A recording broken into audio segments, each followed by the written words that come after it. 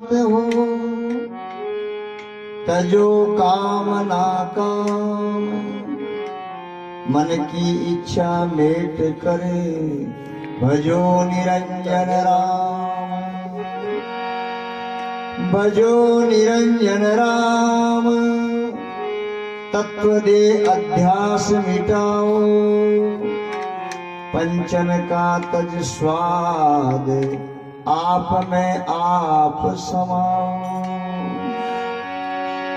जब छूटे झूठी दे जैसा का तैसा रैया, चरण दासी मुक्ति पद गुरु ने हमसे कहिया। देह मरे तू अमर है,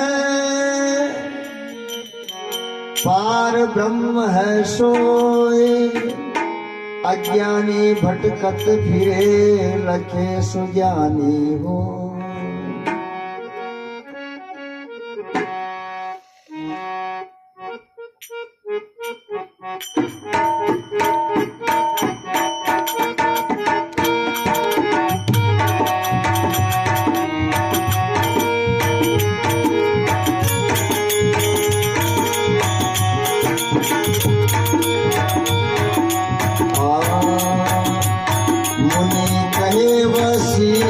विचारी सुनो राम वचन हितकारी, मुनि कहे वशिष्ठ विचारी सुनो राम वचन हितकारी, मुनि कहे वशिष्ठ विचारी सुनो राम वचन हितकारी।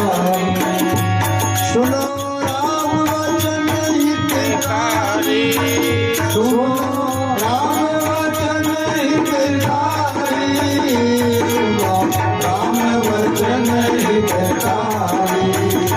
मुनि कहे वशिष्ठ विचारी सुनो राम वचन हितकारी।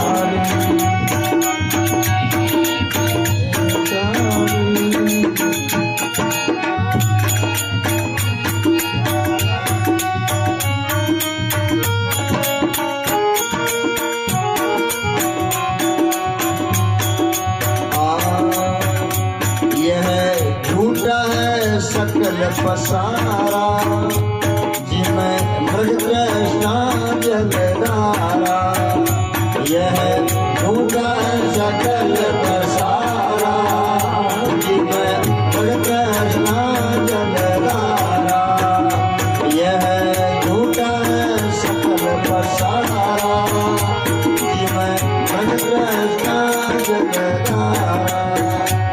बिना ज्ञान होवे दुख भारी, बिना ज्ञान होवे दुख भारी, बिना ज्ञान होवे दुख भारी, मुनि कहे वशिष्ठ विचारी सुनो राम वचन हितकारी, मुनि कहे वशिष्ठ विचारी सुनो राम वचन हितकारी।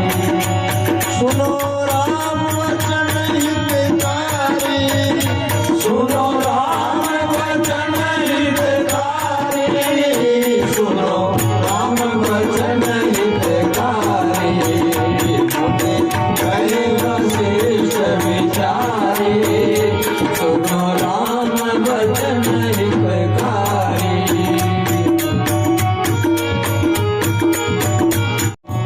सपने में जीव अकेला जिमें बांध जगत का मेला, सपने में जीव अकेला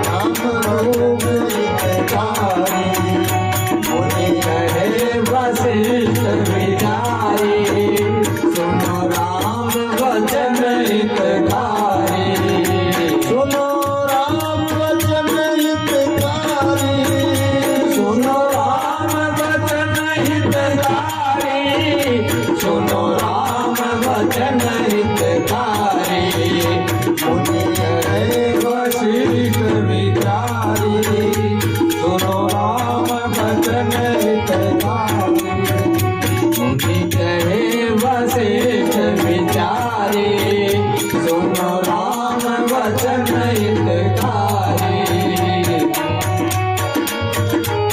विचारी नाम वचन हितकारी ऋषियों में सुख कछु नाई ब्रह्मानंद तेरे घट माई ऋषियों में सुख कछु नाई तेरे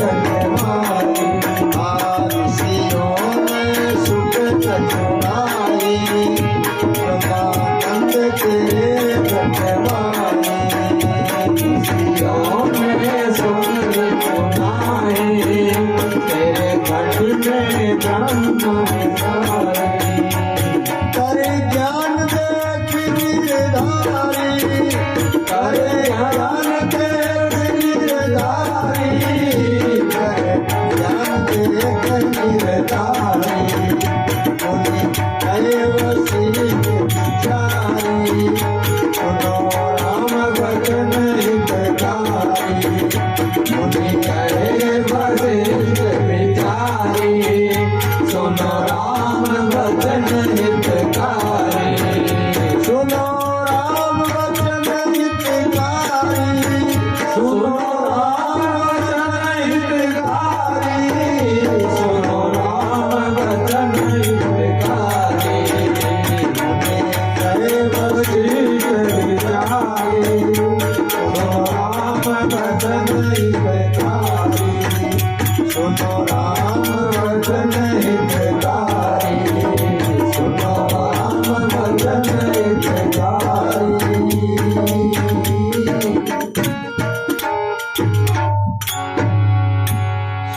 सच्चिदानंद भगवान की जय हो। वशिष्ठ जी महाराज राम जी से यो वशिष्ठ बता रहे हैं सुनो राम वचन हितकारी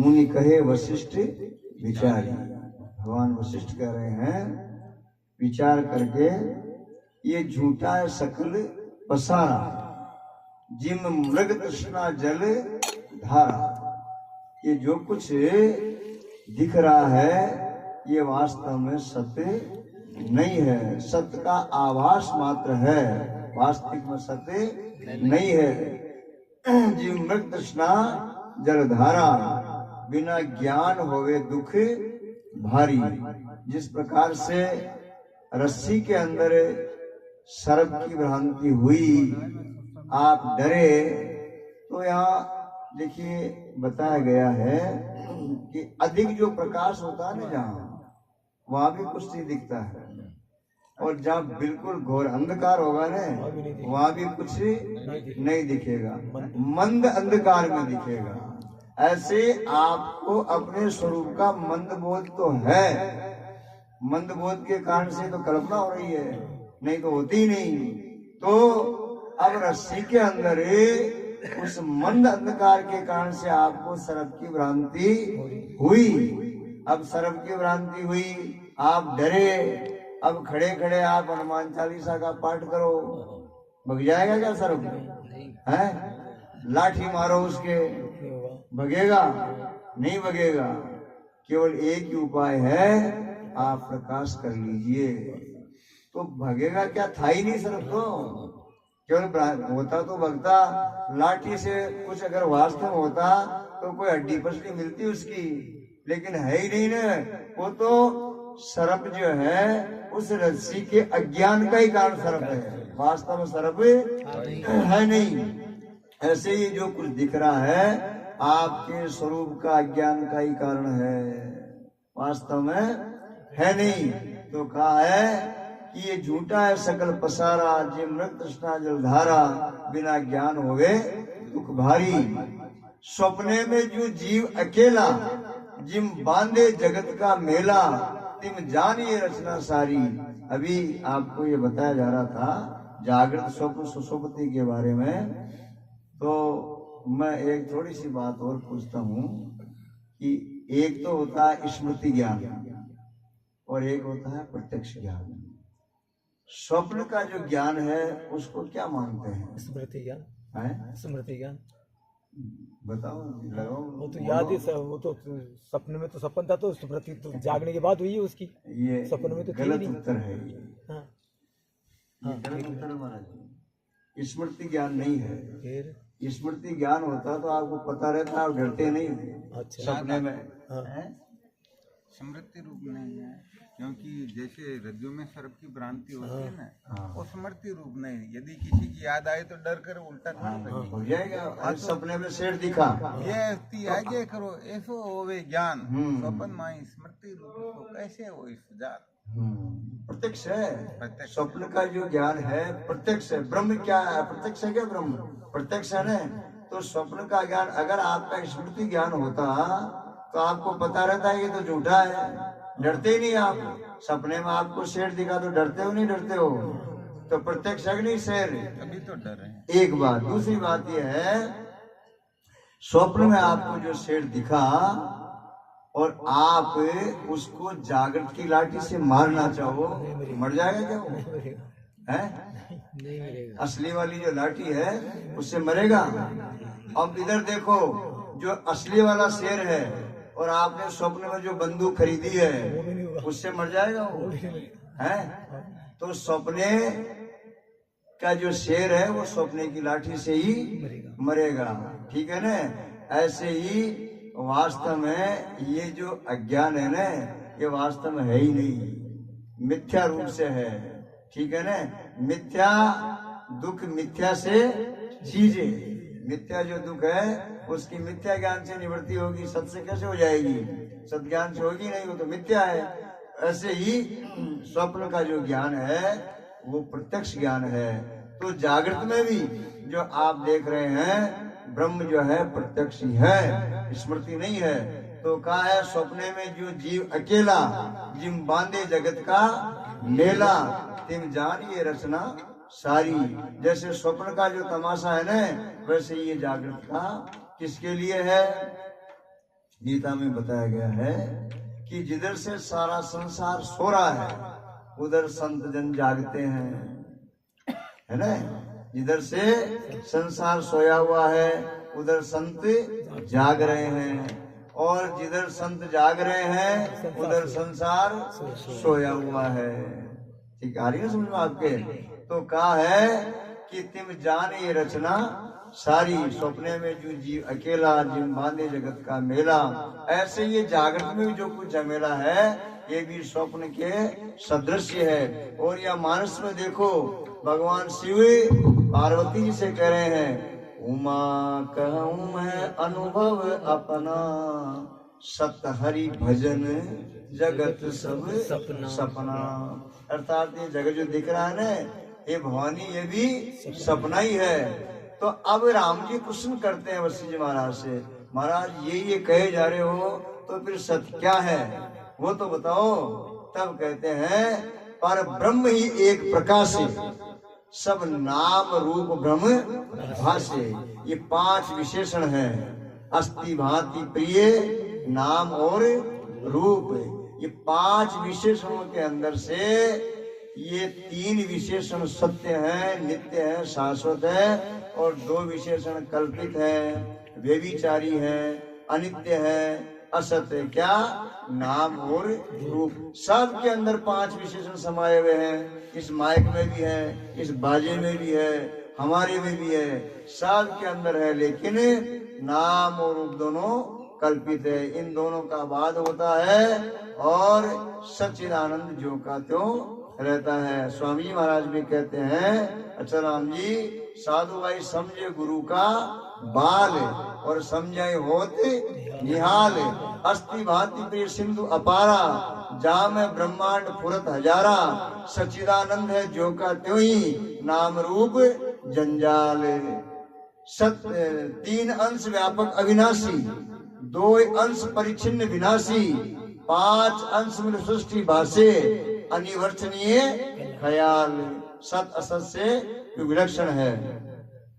अघट घटना करी बतावे, वस्तु को अवस्तु जनावे, साधन सामग्री बिनाई उपजावे, मायावी बड़ा कमाल। साधु भाई समझे गुरु का बाल। वास्तव में जो आपको पानी दिखता है वो कोई है क्या? वो पानी जो दिख रहा है खालडे के अंदर, जो गर्भ तृष्णा का जल दिख रहा है, वास्तव है थोड़ी, लेकिन भ्रांति कारण से दिख रहा है, एकदम से प्रकट हो जाता है, लुप्त हो जाता है, वास्तव है नहीं। सच्चित आनंतरीय अंश ब्रह्म के, नाम रूप दो अंश माया के, अविद्या परिणाम विवट चेतन का, ये सिद्धांत रसाल। साधु भाई समझे, गुरु का बाल। ये 3 अंश सदा से हैं, व्यापक हैं, और 2 अंश जो है कल्पित हैं, व्यभिचारी हैं। तो कहा पर ब्रह्म एक प्रकाशे, सब नाम रूप ब्रह्म भासे, जिम सीप में रजत निहारी। सुनो राम वचन हितकारी, विषयों में सुख कछु नाही, ब्रह्म आनंद तेरे घटमाई, कर ज्ञान देख निर्धारी। जैसे वो जो श्वान होता है ना, कुत्ता, वो सूखा हड्डी का टुकड़ा उठा लाता है और उठा करके उसको चबाता है, तो उसका नुकीला भाग जबड़ों में जाकर के लगता है, और जबड़े में से खून निकल करके जिब्या पे गिरता है और उसको स्वाद आता है। वो ये समझता है कि मुझे जो आनंद की प्राप्ति हो रही है, किससे हो रही है? इस हड्डी के टुकड़े से। पर विचार करो, हड्डी के टुकड़े से हो रहा है क्या आनंद? वो तो अपने आप का ही आनंद उसे प्राप्त हो रहा है। लेकिन भ्रांति होती है, तो हम ये देखते हैं कि मुझे सुख विषयों से मिल रहा है, पदार्थों से मिल रहा है, ये पद प्रतिष्ठा से मिल रहा है। नहीं, ये हमारा ही है। ये शाश्वत जो सुख है, जो हमारी आत्मा जो है, वो सुख स्वरूप है, उसी के सुख से सभी भाषित होता है। तो कहा विषयों में सुख कछु नाही, ब्रह्म आनंद तेरे घटमाई, कर ज्ञान देख निर्धारी, मुनि कहे वशिष्ठ विचारी। सुनो राम वचन हितकारी। हमारे इस भारतवर्ष में एक रमण महर्षि हुए थे। रमण महर्षि बहुत जीवन मुक्त महापुरुष थे। वो अध्यात्म प्रवचन किया करते थे। एक बार क्या होता है कि उनके हाथ में फोड़ा हो गया यहाँ, और वो फोड़ा निरंतर बढ़ता गया। तो एक माता जी उनसे विशेष लगाव रखती थी, उनकी सेवा भी करती थी, वो रोज प्रवचन सुनने जाती थी। तो उन माता जी ने विचार किया कि ये धीरे धीरे रोग बढ़ता जाएगा और ये महात्मा जी का शरीर छूट जाएगा, तो बहुत से जीव उस अध्यात्म ज्ञान से वंचित रह जाएंगे। ये महात्मा इतने सामर्थ्यवान है कि चाहे तो अपना ये रोग जो है ये मुझे दे सकते हैं, तो मेरा शरीर तो छूट जाए तो कोई बात नहीं है, मेरे शरीर से किसी भला होगा नहीं, लेकिन महात्मा जी का शरीर भी रहना चाहिए। ऐसा जान करके और वो महात्मा जी के पास गई और जाकर के कहती, महाराज मैं आपके पास कुछ निवेदन करने, कुछ प्रार्थना करने के लिए आई हूँ। हाँ बोलो, क्या बात है? बोले ये जो आपके हाथ में फोड़ा हो रहा है, ये निरंतर बढ़ता जा रहा है, इसकी पीड़ा को मैं समझ रही हूँ, आप ध्यान नहीं देते हैं, तो धीरे धीरे बढ़ते बढ़ते बढ़ते ये शरीर एक दिन नष्ट हो जाएगा। तो क्यों नहीं आप अपनी योग शक्ति से ये दुख, ये पीड़ा मेरे शरीर में कर दीजिए, ये मुझे दे दीजिए। मेरा शरीर तो नष्ट हो जाए तो कोई बात नहीं है, लेकिन आपका शरीर भी रहना चाहिए, ऐसे आप कृपा कीजिए। तो देखिए रमण महर्षि जी ने क्या उत्तर दिया है। रमण महर्षि जी कहते हैं, माता जी मैं कुछ पूछना चाहता हूँ आपसे, आप उसका उत्तर देना, उसके बाद में सब बात करेंगे। तो क्या कह रहे हैं कि देखो, जिस पत्तल के अंदर हम भोजन करते हैं, पातल जो होती है, पातल में हम भोजन करके पातल का क्या करते हैं? फेंक देते हैं। तो बोले महाराज ये तो सबको पता है, फेंक देते हैं।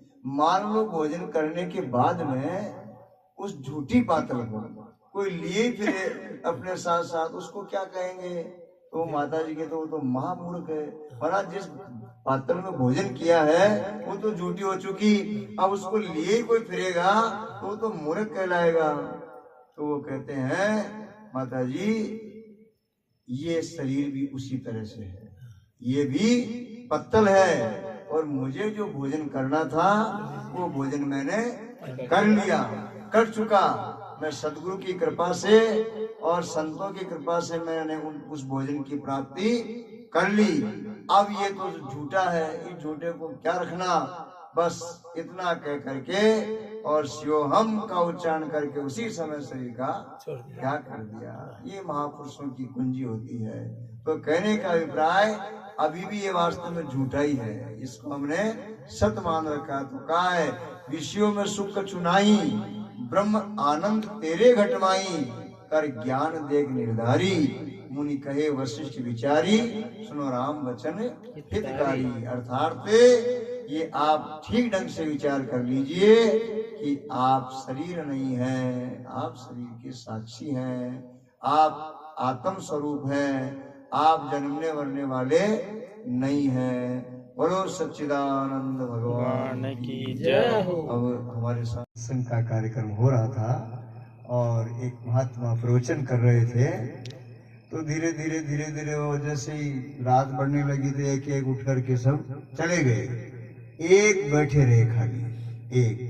तो वो महात्मा जी ने पूर्णाहुति की, उपसंहार किया सत्संग का और बड़े प्रसन्न हुए कि जो गए जो तो गए, कोई बात नहीं है, लेकिन ये एक रहे हैं तो एक भी अनेक का सुधार कर देता है। इन्होंने तो शुरू से लेकर के प्रारंभ से लेकर के अंत तक सत्संग को श्रवण किया है, तो इनको और थोड़ी दृढ़ता करवा देते हैं। तो महात्मा जी उनको बोले कि देखो भाई, और तो सब चले गए, आप रहे, आपने प्रारंभ से लेकर अंत तक सुना, तो ये शब्द और को भी सुनाना, और का भी सुधार करना। आपने इतना समय खर्च किया है और यहाँ बैठे रहे हैं, तो मेरी आपसे ये प्रार्थना निवेदन है कि और को भी सुधारा करना।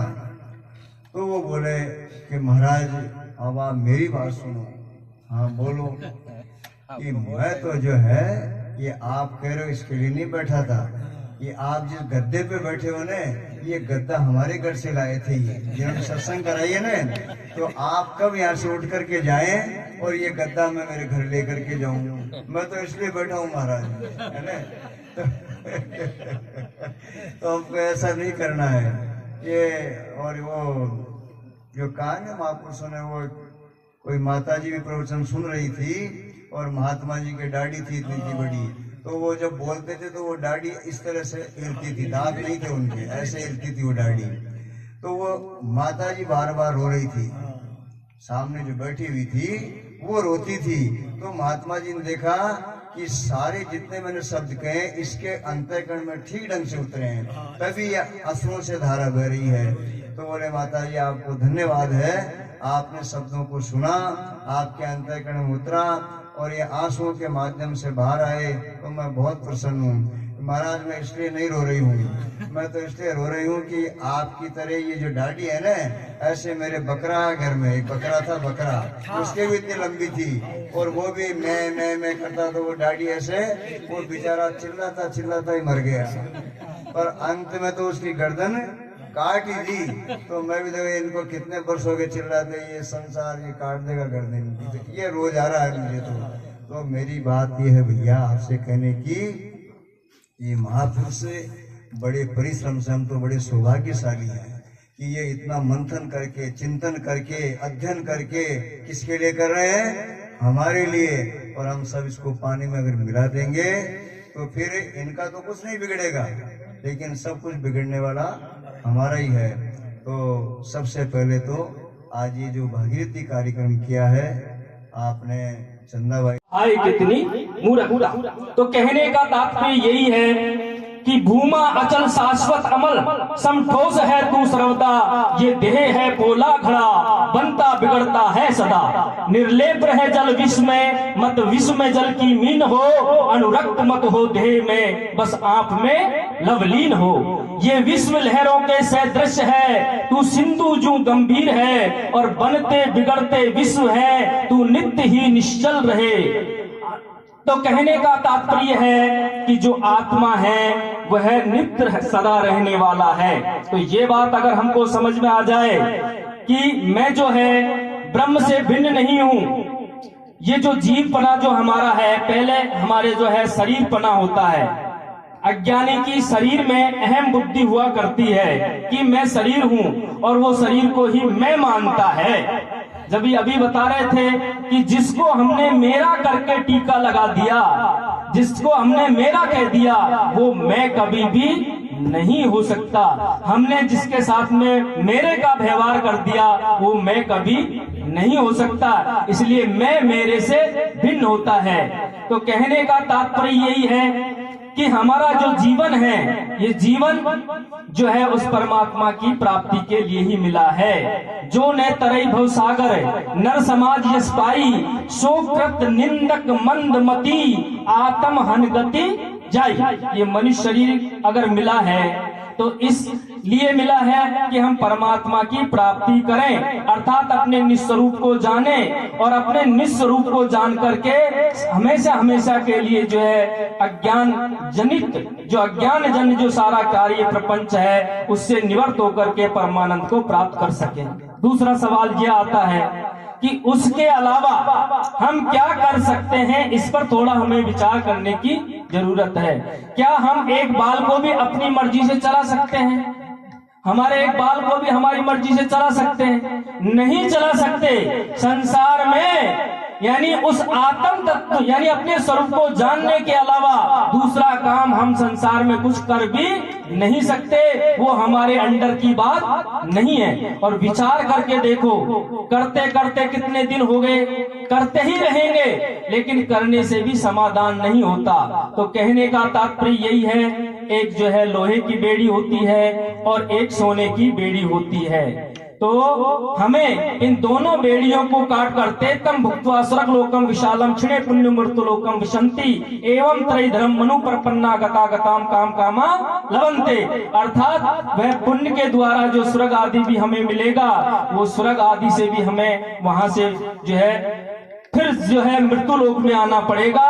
और फिर वो जो अभी बता रहे थे पुनरपि जननम पुनरपि मरणम वाली जो कहानी है फिर वो चलती रहेगी। तो इसलिए जीवन का जो लक्ष्य है केवल परमात्मा की प्राप्ति के लिए ही मिला है। अब दूसरी बात यही है कि हम परमात्म स्वरूप हैं। कैसे कि आत्म रूप अज्ञान से है मिथ्या प्रतीति और जगत स्वप्न नवनीलता रज्जु भुजंग की रीति। अर्थात तू आत्मा है, वो तू खुद सच्चिदानंद स्वरूप है, लेकिन तुझे अपने वास्तविक स्वरूप का पता नहीं है। जिस दिन तुझे अपने वास्तविक स्वरूप का पता चलेगा कि ये पूरा संसार तेरे में ही कल्पित है। कैसे कि जैसे जो सच्ची वस्तु होती है, सत्य वस्तु होती है, उसमें भ्रांति से कोई वस्तु कल्पना से प्रतीत होती है, लेकिन जब वो सत्य वस्तु का वास्तविक बोध होता है, जब वह कल्पित वस्तु की कल्पित जो वस्तु है वह भी उस सत्य वस्तु से पृथक भिन्न जानकारी में नहीं रह जाती। इसलिए कहने का तात्पर्य यही है कि अपने जीवन को सफल बनाने का जो उद्देश्य है अपने परम तत्व को जानना ही है। वैसे मैं ज्यादा समय नहीं लूंगा क्योंकि महापुरुष मैं तो उनका एक बालक हूँ, महापुरुष और बैठे हुए हैं, वो आपको बहुत अच्छी प्रकार से समझाएंगे। तो मैं इतना बोल करके ही अपनी वाणी को विराम देता हूँ।